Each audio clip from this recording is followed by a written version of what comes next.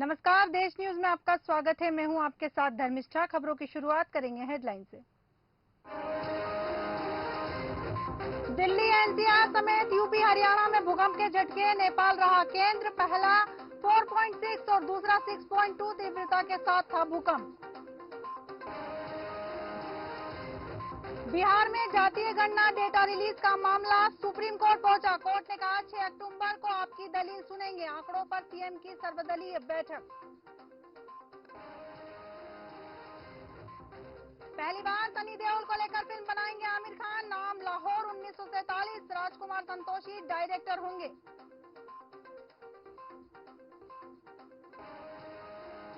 News click website से जुड़ी 30 location पर छापे। मुंबई में तीस्ता सीगलवाड के घर भी पुलिस पहुंची। यूएपीए और चीनी फंडिंग का केस।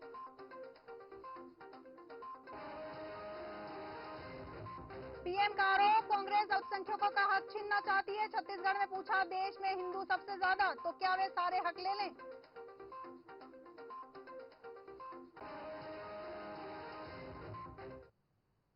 अब खबरें विस्तार से। खन्ना के अलोड़े इलाके में 4 साल के बच्चे की गला रेत कर हत्या कर दी गई। परिवार ने बताया कि उसके 3 बच्चे बिस्तर पर सो रहे थे और दोनों पत्नियां फर्श पर सोई थी। रात करीब 2 बजे जब उसकी आंख खुली तो उसने बिस्तर पर एक मोबाइल फोन देखा जो उसका नहीं था।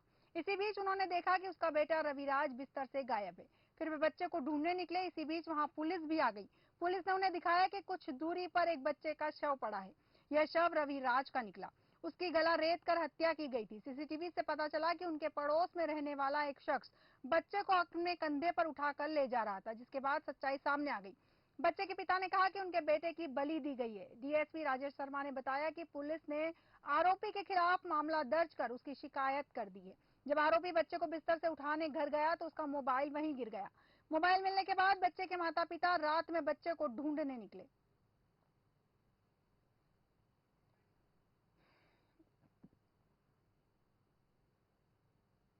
हिमाचल और पंजाब में कई इलाकों में तबाही का कारण बने बिजली परियोजनाओं के बांध प्रबंधन पर सुक्खू सरकार ने शिकंजा कसना शुरू कर दिया। इस पर कार्रवाई के लिए सरकार ने एक्सपर्ट की हाई पावर कमेटी गठित की है।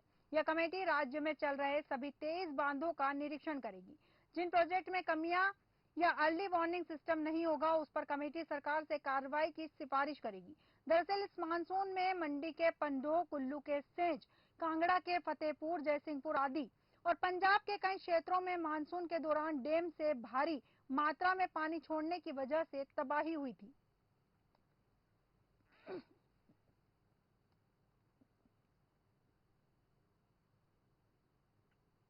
आम आदमी पार्टी ने विधानसभा प्रत्याशियों की दूसरी सूची जारी कर दी। इस लिस्ट में 29 उम्मीदवार घोषित किए गए हैं।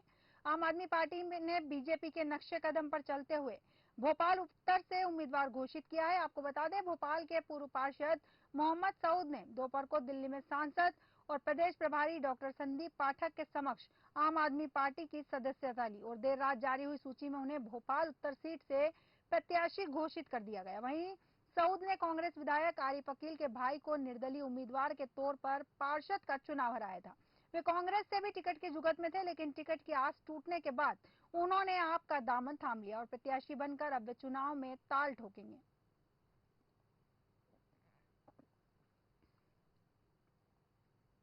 लोक मंगल न्यास भोपाल में 4 अक्टूबर को 17वें पंडित ईश नारायण जोशी स्मृति व्याख्यान का आयोजन कर रहा है। यह आयोजन श्यामला हिल्स स्थित रंगश्री रिटेल बहुल लेट ग्रुप के सभागार में होगा। आपको बता दें, दास्तान गोई के इस कार्यक्रम में विख्यात दास्तान गो हिमांशु वाजपेयी और प्रज्ञा शर्मा गंगा गाथा सुनाएंगे। दरअसल हिमांशु वाजपेयी और प्रज्ञा शर्मा को national mission for clean Ganga के उद्घाटन समारोह में गंगा गाथा सुनाने का अवसर प्राप्त हुआ था। वहीं गंगा गाथा में हिमांशु और प्रज्ञा भारत की पवित्र नदी गंगा की पौराणिक और वर्तमान संदर्भों में दास्तान गाई द्वारा व्याख्या करेंगे।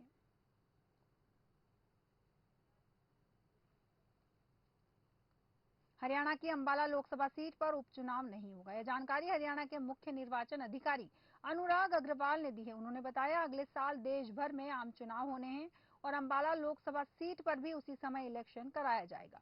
दरअसल बीजेपी सांसद रतनलाल कटारिया के निधन के बाद अंबाला लोकसभा सीट खाली हो गई थी।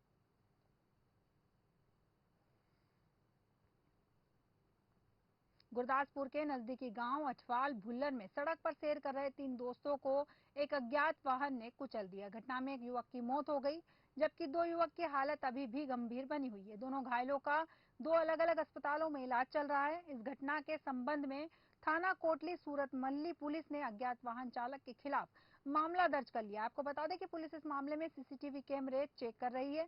पुलिस जल्द आरोपी की पहचान कर उन्हें गिरफ्तार करेगी।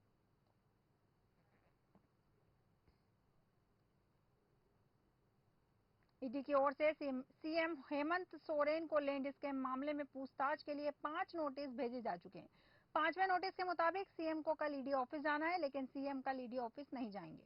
इधर ईडी की नोटिस के खिलाफ सीएम हेमंत सोरेन हाईकोर्ट में अर्जी लगा चुके हैं। इस पर जल्द सुनवाई हो, इसे लेकर वे हाईकोर्ट से गुहार भी लगा चुके हैं। सीएम की ओर से हाईकोर्ट में दी गई अर्जी में ईडी के नोटिस को रद्द करने का आग्रह किया गया है।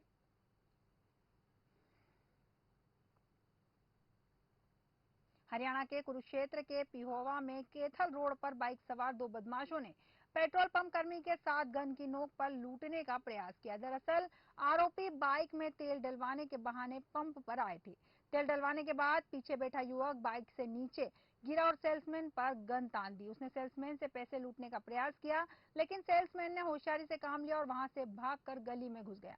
बदमाशों ने उसका पीछा भी किया और यह घटना पंप के सीसीटीवी कैमरे में रिकॉर्ड हो गई।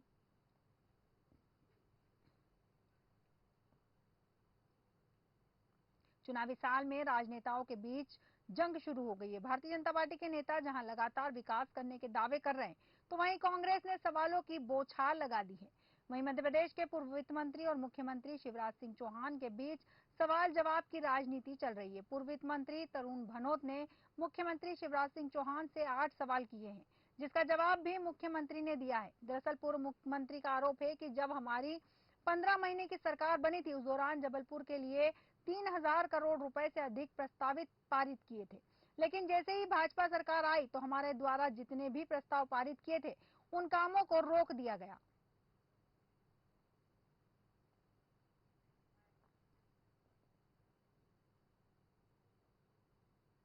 पहाड़ों की रानी शिमला के लिए 84 दिन बाद रेल सेवा शुरू हुई। इसे देखते हुए रेलवे बोर्ड ने विश्व धरोहर कालका शिमला रूट पर ट्रेनों की आवाजाही की नई समय सारणी जारी की है। फिलहाल अभी इस ट्रैक पर 5 ट्रेन चलाई जा रही है। पर्यटन सीजन जब पीक पर होगा, उस दौरान 2 अतिरिक्त स्पेशल हॉलीडे ट्रेन चलाई जाएगी। कालका शिमला ट्रैक पर 5 ट्रेनों की आवाजाही आज से शुरू हो गई। इसके बाद स्थानीय लोगों सहित पर्यटकों ने भी राहत की सांस ली। लोग विश्व धरोहर ट्रैक के लंबे समय से बहाल होने का इंतजार कर रहे थे। खासकर पश्चिम बंगाल का टूरिस्ट बड़ी संख्या में ट्रेन से शिमला पहुंचता है। इससे पर्यटन कारोबारियों के भी चेहरे खिल उठे।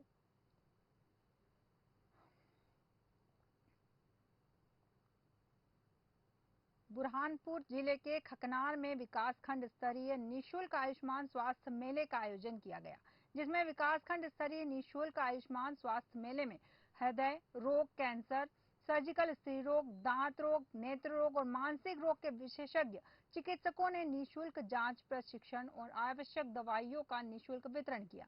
साथ ही रक्तदान, नेत्रदान, पोषण आहार, स्वच्छता, परिवार कल्याण, बिना चीरा बिना टाका नसबंदी और एड्स संबंधी जानकारियां भी दी गई। वहीं कार्यक्रम में जिला पंचायत अध्यक्ष गंगाराम मार्को, जिला पंचायत सदस्य अशोक पटेल, भाजपा मंडल अध्यक्ष नीलेश और जनपद सदस्य गोकुल पाटिल, विधायक प्रतिनिधि हिम्मत निकम, मंडल महामंत्री आनंद यादव सहित ग्रामीण उपस्थित थे।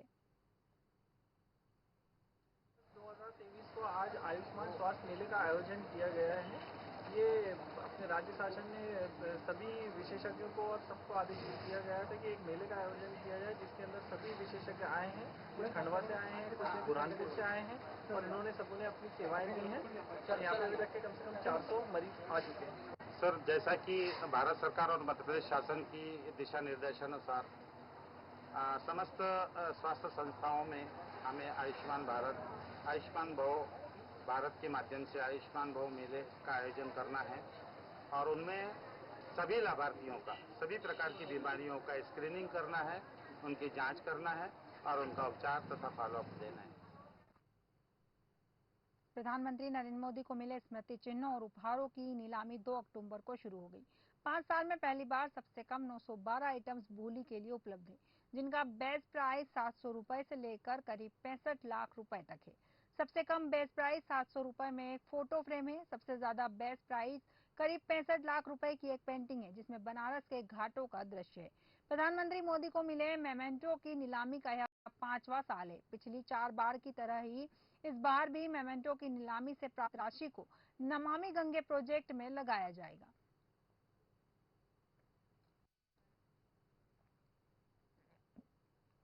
हिमाचल प्रदेश के लोगों को क्रिप्टोकरेंसी के नाम पर ठगने वाले 2 मास्टरमाइंड पुलिस की एसआईटी ने गिरफ्तार कर लिए।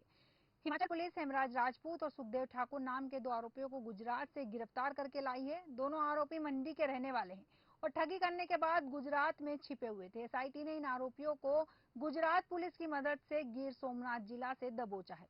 क्रिप्टो करेंसी मामले में एसआईटी ने यह पहली एफआईआर की है। इन दोनों पर पालमपुर के लोगों से 18 करोड़ रुपए की धोखाधड़ी का आरोप है।